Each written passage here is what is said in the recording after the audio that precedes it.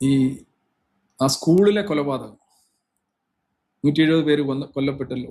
അതിൽ ഭൂരിപക്ഷം ആളുകളും അവിടെയുള്ള 7 വയസ്സിനും 12 വയസ്സിനും ഇടയ്ക്കുള്ള പെൺകുട്ടികളാണ് എന്നുള്ളത് വളരെ ദാരുണമായൊരു സംഭവം. നമ്മളത് പൊതുവിൽ ഇസ്രായേലിനെ കണ്ടം ചെയ്താണ് വെച്ചിരിക്കുന്നത്. ഇസ്രായേൽ അത് അറിഞ്ഞ് ചെയ്താണെന്ന് ഞാൻ കരുതുന്നില്ല. കാര്യം അങ്ങനെ ഒരു ടാർഗറ്റ് ഉണ്ടാവേണ്ട കാര്യമില്ല. ഇനി അറിയാതെ ചെയ്തതാണോ എന്നൊന്നും അറിയില്ല. അതിപ്പോൾ എന്തായാലും ഇസ്രായേലിന്റെ കോർട്ടിൽ തന്നെ ഇരുന്നോട്ടെ പഴി. ഒരു കാര്യം, മറുവശത്ത് തന്നെ ഒരുപാട് വാദങ്ങളുണ്ട്, പല പല എവിഡൻസുകൾ. അത് ഓൺലൈനിലൊക്കെ കിടക്കുന്ന സംഗതിയാണ്. ഞാൻ അതുകൊണ്ട് അതിനകത്ത് സ്ട്രെസ് ചെയ്യുന്നില്ല. ലൈക്ക് ഒരു ഇറാന്റെ മിസൈൽ തന്നെയാണ് അവിടെ വീണത്. ലൈക്ക് ഹമാസ് ഇസ്ലാമിക് ജിഹാദ് മോഡൽ. എന്തായാലും അങ്ങനെ ഒരു സംഭവം ഉണ്ടായി, കൊല്ലപ്പെട്ടു. അതൊരു നല്ല രീതിയിൽ പ്രൊജക്റ്റ് ചെയ്ത് ലോകത്തെ കാണിച്ചുകൊണ്ടിരിക്കുകയാണ്. ഇറാന്റെ ഔദ്യോഗിക മീഡിയയിൽ മുഴുവൻ ഈ പെൺകുട്ടികളുടെ കോഫിൻസ് ആണ് കാണിക്കുന്നത്. ഒരു അത്രയധികം പെൺകുട്ടികൾക്ക് വേണ്ടി മാഷ അമീനയുടെ തല അടിച്ചു പൊട്ടിച്ച ഈ ഭരണകൂടം തന്നെ ഇത്രയും പെൺകുട്ടികൾ കൊല്ലപ്പെട്ടപ്പോൾ അത് ഹലാൽ ആയി അവർക്കത്. മറ്റേത് വളരെ മോശമാണല്ലോ. അപ്പം ഇപ്പൊ പുറത്തു വന്നിരിക്കുന്ന ചില റിപ്പോർട്ടുകൾ, ഞാൻ അതിന്റെ സോഴ്സും ഞാൻ എൻ്റെ ഒരു ലിങ്ക് കാണിച്ചിട്ടുണ്ട്. എൻ്റെ ഒരു സുഹൃത്താണെന്ന് എനിക്ക് അത് അയച്ചു തന്നത്. അതിനകത്ത് പറയുന്നത് ഹോസ്പിറ്റൽ, സ്കൂൾ ഹോസ്പിറ്റൽ പരിചയമുണ്ടല്ലോ പഴയ, അവിടെയാണ് ഇവരുടെ നിർണായകമായിട്ടുള്ള മീറ്റിങ്ങുകൾ, സൈനികരുടെ റെസിഡൻസ്, ആയുധ ശേഖരമൊക്കെ മാറ്റിക്കൊണ്ടിരിക്കുകയാണ്. ഇതന്നേരം ഒന്ന് ആലോചിച്ച് നോക്കി കഴിഞ്ഞാൽ ഈ ടെക്നിക്ക് ഹമാസിൽ നിന്ന് IRGC പഠിച്ചാണോ, IRGCയിൽ നിന്ന് ഹമാസ് പഠിച്ചാണോ എന്നാലോചിക്കണം. ഇതേപോലൊരു സാധനം ഹിസ്ബുള്ള ചെയ്യുന്നില്ല, ഈ രീതിയിൽ ചെയ്യുന്നില്ല. ഓക്കെ, അവിടെ ഈ പറയുന്ന നോർത്തേൺ ഇസ്രായേലില് വീടുകളൊക്കെ തന്നെ അങ്ങനെയാണ്, അത് സമ്മതിക്കാം. പക്ഷെ എന്നിരുന്നാലും ഈ സ്കൂള്, ആശുപത്രി, UN കെട്ടിടങ്ങളെല്ലാം തന്നെ അതിന്റെ പുറകിൽ നിന്ന് റോക്കറ്റ് ലോഞ്ചിങ്ങും മിസൈൽ വിടലും അവിടെ ആളുകളെ ബന്ദികളായിട്ട് വെക്കുകയൊക്കെ ചെയ്യുന്ന ആ ഒരു പരിപാടി. കാരണം ഈ ഹമാസ് ഉൾപ്പെടെയുള്ള എല്ലാ പ്രോക്സികൾക്കും ട്രെയിനിങ് പോകുന്നത് IRGC എന്നാണ്. കാസിം സുലൈമാനിയൊക്കെ ഓടി നടന്ന്, പഴയ ശാഖാ പ്രമുഖനാണൊക്കെ ഓടി നടന്ന് പരിശീലനം കൊടുക്കുകയായിരുന്നു. അപ്പം ഇതിന് ഉദാഹരണമായിട്ട് അവർ ചൂണ്ടിക്കാണിക്കുന്നത് അവരിടയിൽ നിന്ന് തന്നെയുള്ള പഴയ സ്പോക്സ്മെൻ, ഈ ഗവൺമെന്റിന്റെ ഒഫീഷ്യൽസ്, അതുപോലെ IRGCയുടെ ഒക്കെ വർക്ക് ചെയ്തിട്ടുള്ള ആളുകൾ, അവർ പറയുന്നുണ്ട് ഇത് നമ്മൾ മാനുഫാക്ചർ ചെയ്യുകയാണ്, നമ്മളിത് ഉൽപ്പാദിപ്പിക്കുകയാണ്, ട്രാജഡികൾ, ദുരന്തങ്ങൾ ഉൽപ്പാദിപ്പിക്കുകയാണ്. അപ്പോൾ അതുവഴി അത് വിറ്റഴിച്ച് പാശ്ചാത്യ ലോകത്തിന്റെ മനുഷ്യരുടെ വൈകാരികവും ധാർമ്മികവുമായിട്ടുള്ള അവരുടെ വികാര പരിസരങ്ങളെ ഉത്തേജിപ്പിച്ചുകൊണ്ട് അമേരിക്കയെയും ഇസ്രായേലിനെയും നാണം കെടുത്താം.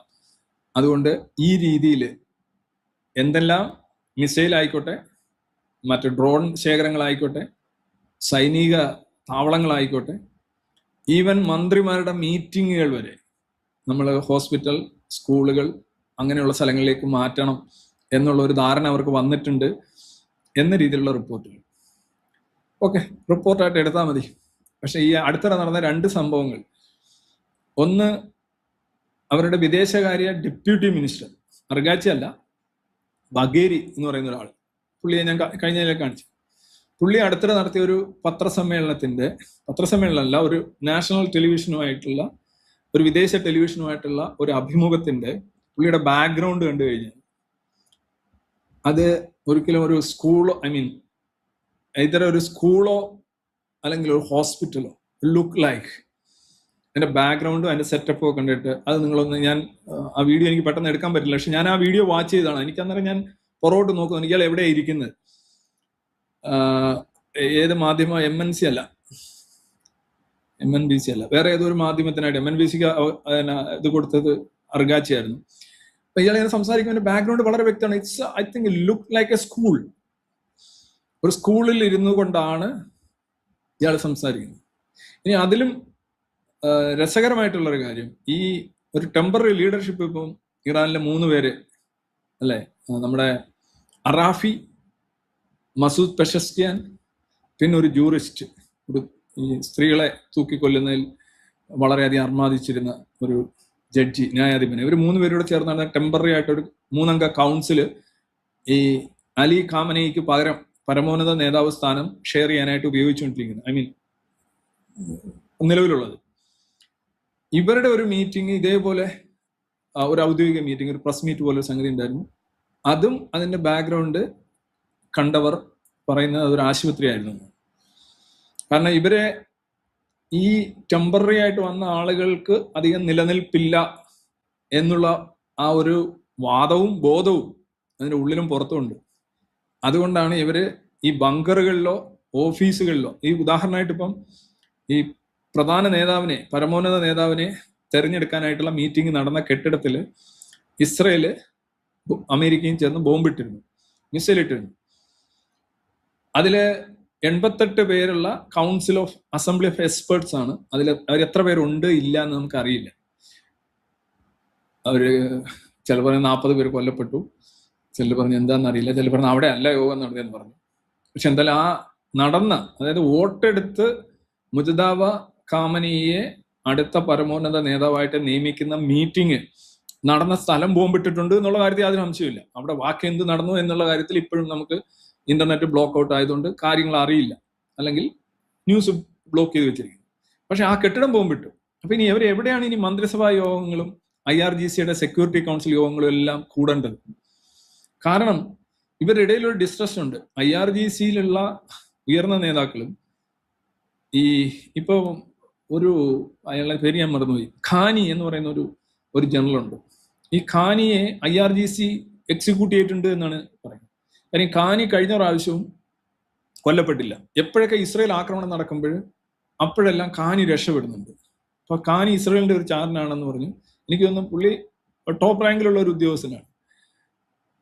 പുള്ളിയെ എക്സിക്യൂട്ട് ചെയ്തു എന്നൊരു വാർത്ത, കൺഫർമേഷൻ ഒന്നുമില്ല, ഇങ്ങനെ ഇതിന്റെ ഇടയ്ക്ക് ഞാൻ കണ്ടതാണ്. എങ്ങനെയാണ് ഈ വാർത്ത വരുന്നതെന്ന് ചോദിച്ചു കഴിഞ്ഞാൽ there could be some reasons അല്ലെ, എന്തെങ്കിലും ഒരു, അല്ലാതെ ഇങ്ങനെ പെട്ടെന്ന് ഈ ഒരു വ്യക്തിയെ നമ്മൾ ട്രേസ് ചെയ്യുന്നതാണ്. ആ ഡെമാസ്കസില് ഇസ്രയേല് ഇറാന്റെ എംബസിയിൽ ബോംബിട്ട ആ സമയം തൊട്ട് നമ്മൾ ട്രേസ് ചെയ്യുന്ന ഒരു വ്യക്തിയാണ് ഈ ഖാനി. അപ്പം ഈ ഒരു അവസ്ഥയിൽ വീണ്ടും ഇവര് എത്തിച്ചേർന്ന ഒരു ധർമ്മസങ്കടം നോക്കണേ. ഈ മുജ്തബയെ തെരഞ്ഞെടുത്തു, but they don't declare, they cannot declare. കാരണം മുജ്തബ ടാർഗറ്റ് ആണെന്ന് ട്രംപ് പറഞ്ഞു, മുജ്തബ ടാർഗറ്റ് ആണെന്ന് ഇസ്രയേൽ കാറ്റ്സ് വിദേശകാര്യമന്ത്രി ഇസ്രയേലിന്റെ പറഞ്ഞു. അപ്പൊ പിന്നെ മുജ്തബയെ പൊക്കി പിടിക്കുക എന്ന് പറയുന്ന മുജ്തബ്, ഞാൻ ഇന്ന് വേറൊരു വാർത്ത വായിച്ചു, 2 ദിവസത്തിനുള്ളിൽ ഈ പരമോന്നത നേതാവിനെ പേര് പ്രഖ്യാപിക്കും എന്ന് ഒരു IRGCയുമായി ബന്ധപ്പെട്ട കേന്ദ്ര ഒരു അനോണിമസ് ആയിട്ടുള്ള ഒരാളെ അറിയിച്ചു. പക്ഷെ അയാൾ വേറൊരു കാര്യം കൂടെ പറഞ്ഞു, അതായത് ഈ സ്ഥാനം ഓഫർ ചെയ്ത 2 പേർ അത് നിരസിച്ചു. ഇവിടെ നമ്മൾ കാണുന്നത് 88 പേര് വോട്ട് ചെയ്ത് മുജ്തബയെ ഏകപക്ഷീയമായിട്ട് തെരഞ്ഞെടുത്തു എന്നുള്ളതാണ്. വോട്ട് ചെയ്ത ഉടനെ ബോംബും വീണു. അപ്പൊ പഴയ നേതാവിനെ പിന്നെ സംസ്കരിക്കാനും കഴിയുന്നില്ല, പുതിയ നേതാവിനെ പ്രഖ്യാപിക്കാനും കഴിയുന്നില്ല. ദാറ്റ് സംസ് up the situation in Tehran. ഇത് കൂടുതൽ വേറെ ഒന്നും വേണ്ട. അവർ പറയുന്നതും ഇസ്രായേൽ പറയുന്നതും അമേരിക്ക പറയുന്നതും ഇറാൻ പറയുന്നതും ഒന്നും നമ്മൾ ശ്രദ്ധിക്കേണ്ട. അവിടെ നിന്ന് വരുന്ന ഇറാന് ഇതരമായിട്ടുള്ള, ഇസ്രായേൽ ഇതരമായിട്ടുള്ള, അമേരിക്ക ഇതരമായിട്ടുള്ള ആ സൂചനകളും ഇൻഡിക്കേഷൻസ് നോക്കിയാൽ മതി. ഒരു രാജ്യത്തെ മുഖ്യ ഭരണാധികാരി കൊല്ലപ്പെടുന്നു, അയാൾക്ക് പകരം ഒരാളെ തെരഞ്ഞെടുക്കുന്നു, അയാളുടെ പേര് പ്രഖ്യാപിക്കാൻ കഴിയുന്നില്ല. എന്താ അവസ്ഥ? ഇതുവരെ പേര് പ്രഖ്യാപിച്ചില്ല. മുജ്തബ എന്ന് പറഞ്ഞ് ഇങ്ങനെ ഓക്കെയാണ്, പക്ഷെ ഇത് പേര് ഔദ്യോഗികമായിട്ട് പ്രഖ്യാപിച്ചിട്ടില്ല. മറ്റേയാളുടെ മൃതദേഹം സംസ്കരിക്കാനും പറ്റുന്നില്ല. മൃതദേഹം ഇങ്ങനെ കിടത്തി എല്ലാവർക്കും അന്ത്യദർശനമൊക്കെ കാണിച്ച് 3 ദിവസം ചെയ്യണമെന്നാണ് നിയമം. എങ്ങനെ ചെയ്യാൻ പറ്റും? അമേരിക്കയായിട്ടോ ഇസ്രയേലുമായിട്ടോ ഒരു ഡീൽ ഉറപ്പിക്കാതെ ഈ ഖാമനിയുടെ മൃതദേഹം ടെഹ്റാനിൽ എവിടെ വെച്ച്, ഏത് സ്ഥലത്ത് വെച്ച് പൊതുദർശനത്തിന് വെക്കും? ഇതൊരു ചോദ്യമാണ്. കാരണം ഇത് ഒരു ബങ്കറിൽ വെച്ച് ചെയ്യാൻ പറ്റില്ലല്ലോ. ജനങ്ങളെയാണ് ഇവർ ഉദ്ദേശിക്കുന്ന വൻതോതിലുള്ള ജനപ്രവാഹം, മതവികാരം കൊണ്ടും മതവിലാപം കൊണ്ടും വിങ്ങിപ്പൊട്ടുന്ന മനുഷ്യരെ അവിടെ എത്തിച്ചിട്ടൊരു വലിയൊരു ഷോ ഉണ്ടാക്കി പാശ്ചാത്യ മാധ്യമങ്ങളിലേക്കും മറ്റിടത്തേക്കും ഇങ്ങനെ എക്സ്പോർട്ട് ചെയ്തിട്ട് ഇറാൻ അനുകൂലമായിട്ടുള്ള ഒരു പോരാളി ബോധം ഒക്കെ ഉണ്ടാക്കുകയാണ് അവരുടെ ഉദ്ദേശം. ഇരവാദം ഇങ്ങനെയുള്ള സാധനമാണ് ഉദ്ദേശിച്ചത്. പക്ഷെ അത് എങ്ങനെ ചെയ്യും? പുതിയ ആളെ എങ്ങനെ വരും? പുതിയ ആൾ അവിടെ വരണം, ബാക്കി ഈ പറയുന്ന തൊപ്പിക്കാരെല്ലാം അവിടെ വരണം. ഈ യുദ്ധമുള്ള സമയത്ത് ഈ കപ്പലിന് സംഭവിച്ചത് കണ്ടില്ലേ? അപ്പൊ സ്വാഭാവികമായിട്ടും ഇറാന്റെ മേളിൽ നല്ല പ്രഷറുണ്ട്. ഇറാൻ എത്ര ബലം പിടിച്ചു നിൽക്കുന്നുണ്ടെങ്കിലും, ഇറാനെ പലരും കൂടെ വാഴ്ത്തുന്നുണ്ടെങ്കിലും, സമസ്ത മേഖലയുടെ നേവി ആയാലും എയർഫോഴ്സ് ആയാലും